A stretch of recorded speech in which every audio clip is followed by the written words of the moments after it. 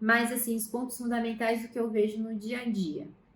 Então, a primeira coisa é que as nossas crenças guiam as nossas ações e os nossos resultados com pessoas. Eu acho que entender isso, entender que comunicar a mudança não é só o falar sobre a mudança, não é só mandar um e-mail ou fazer um projeto de comunicação interna, é muito mais do que isso. É entender que as nossas crenças, a gente está sendo guiado sempre para ver as mudanças através de um filtro, e esses filtros impactam diretamente nos resultados que a gente tem com a aprendizagem com mudança, é fundamental, porque nos permite entender que tem algumas coisas aí que a gente vai ter que aprofundar para ajudar as pessoas a mudarem, e para a gente, né, também mudar, e que tudo bem ter que aprofundar, isso é uma coisa boa ter que aprofundar, não é uma coisa ruim. E estamos em um momento de tempos para cá que a maioria, não é todo mundo, mas que a maioria das pessoas aceita com facilidade esse convite de aprofundar nela mesma, porque está todo mundo sentindo essa necessidade, né? Então, isso é uma coisa boa para a gente começar a trabalhar dentro de um contexto, né, de organização, olhar para essas crenças, porque elas fazem parte de uma comunicação efetiva. O segundo ponto é que se não temos aderência das pessoas nos nossos projetos, é porque está faltando a gente olhar para como nós estamos comunicando e agindo. A falta de aderência, a falta de motivação, a falta de saúde dentro dos projetos está totalmente relacionada à maneira com que a gente está agindo e comunicando. E não é um olhar de autopunição, de falar, meu Deus, o que eu estou deixando de fazer. É muito mais de o que será que eu fiz que a pessoa ainda não está se sentindo, ou que o grupo ainda não está se sentindo confortável o suficiente. E para que a gente consiga também ir mudando. E isso é muito libertador, a gente poder fazer esse convite, principalmente como RH. O RH se culpa muito, geralmente, por ter que fazer as coisas sempre certas. E é impossível, quando a gente lida com pessoas, a gente sempre acertar. Então, fazer esse checklist de o que é que a gente está fazendo como RH, que de repente não está permitindo que as pessoas se sintam confortáveis o suficiente para falar a verdade e mudarem, é uma pergunta importante e que não pode trazer culpa, mas sim aprendizagem. E é um exercício de vocês irem fazendo no grupo. Então, até eu tenho um convite para que vocês coloquem isso na pauta das reuniões de grupo, né?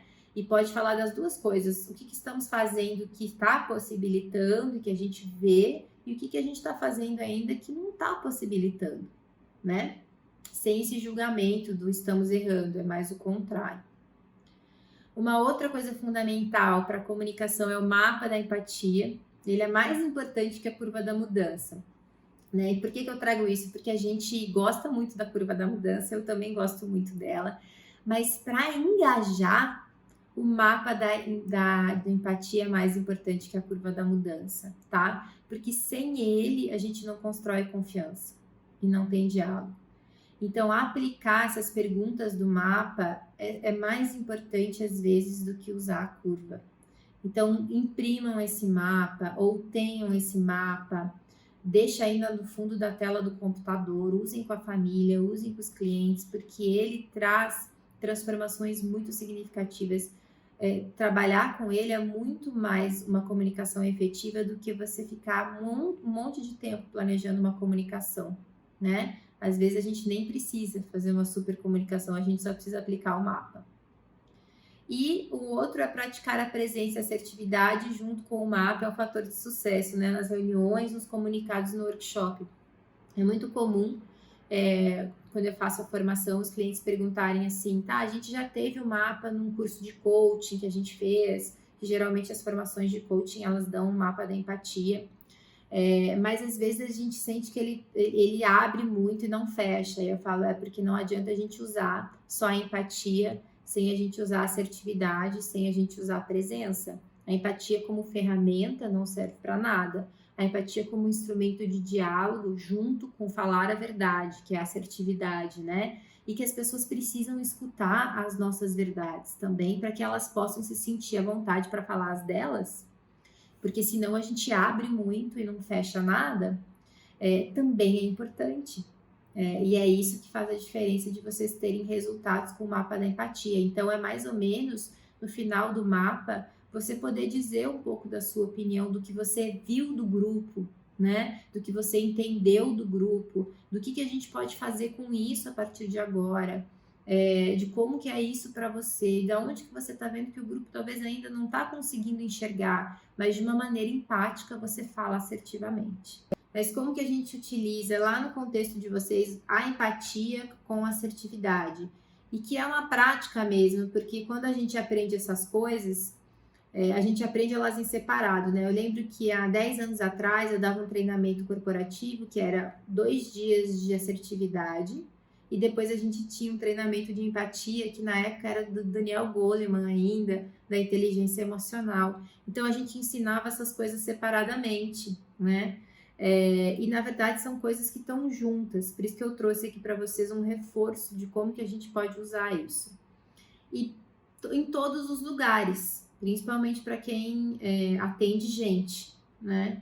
Mas principalmente nas suas reuniões, então incorporar isso nas suas reuniões com clientes, nos acompanhamentos com os clientes, nos seus workshops com os clientes, nos seus alinhamentos individuais com seus clientes, ou com seus colaboradores, ou com seus pares. É levar meio que a ferramenta embaixo da mão, lembrar que você tem algumas perguntas importantes para se interessar pelo outro e que você também precisa dizer a sua opinião em relação ao que você viu do outro, né? Não a opinião com julgamento, mas essa opinião de percepção. É muito importante e faz um resultado extraordinário.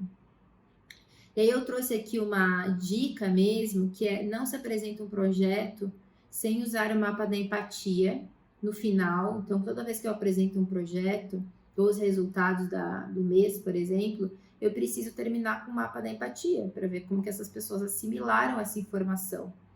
E sem saber da curva emocional da mudança, e saber tecnicamente que as pessoas vão passar, enquanto você está apresentando essa nova informação, elas vão estar passando pela curva. Mas isso é só para você saber e não achar que as pessoas estão resistindo a você. Às vezes elas estão resistindo porque estão em curva. E aí como é que você ajuda essa curva a passar rápido? Com o mapa da empatia no final ou no começo, né? Depende do que você está falando. Muitas vezes quando a gente é RH, a gente endereça por costume, por aprendizado, a gente endereça para os gestores que isso é sua responsabilidade, isso é o seu papel de gestor. E que toda vez que eu faço isso, eu estou envergonhando o gestor, que é como se eu estivesse dizendo para ele que ele não está cumprindo com a sua responsabilidade. E se a gente parar para pensar, a gente escutou isso a vida inteira, né? Como filho, como escola. Eu escutei isso no meu mestrado até não poder mais. Eu queria chorar toda vez porque eu falava como é que uma instituição de ensino renomada, que estuda que isso não pode acontecer, faz isso, né? É uma educação por vergonha, porque você não está, o tempo todo, você não está cumprindo o seu papel. Isso não ajuda ninguém a mudar. Então, no dia a dia, se vocês quiserem só praticar empatia, tentando rever a maneira com que a gente está falando para as pessoas o que é responsabilidade delas, você já está fazendo muito. Então, ao invés de falar que para engajar, que você tem que, esse é seu papel, você precisa engajar seus colaboradores, eu posso falar, por exemplo, eu sei que isso aqui é uma frase muito rígida, não precisa falar desse jeito, né? Mas uma outra maneira é que, olha, para você engajar seus colaboradores, é importante você pensar no que você poderia fazer diferente do que está fazendo hoje. Porque talvez as coisas que você esteja fazendo hoje estão tendo um impacto negativo nele, você já percebeu? Mas a minha fala não traz julgamento, meu tom de voz não traz vergonha, eu estou aqui construindo junto, né? Eu não estou dando a sensação para a pessoa de que ela está na incompetência. Então, se vocês a partir de agora ligarem só uma chave para tentarem perceber, porque a gente faz isso, a gente faz muito isso, porque a gente viveu uma vida escutando, isso já trabalha a assertividade de vocês junto com a empatia, a maneira de parafrasear o que o outro deveria estar fazendo, tá? A intensidade da voz, o que você está dizendo, inclusive com a família, com os próprios filhos, com os nossos cônjuges, né? É uma prática já que vocês podem começar a ter. E é imediato o retorno da outra pessoa.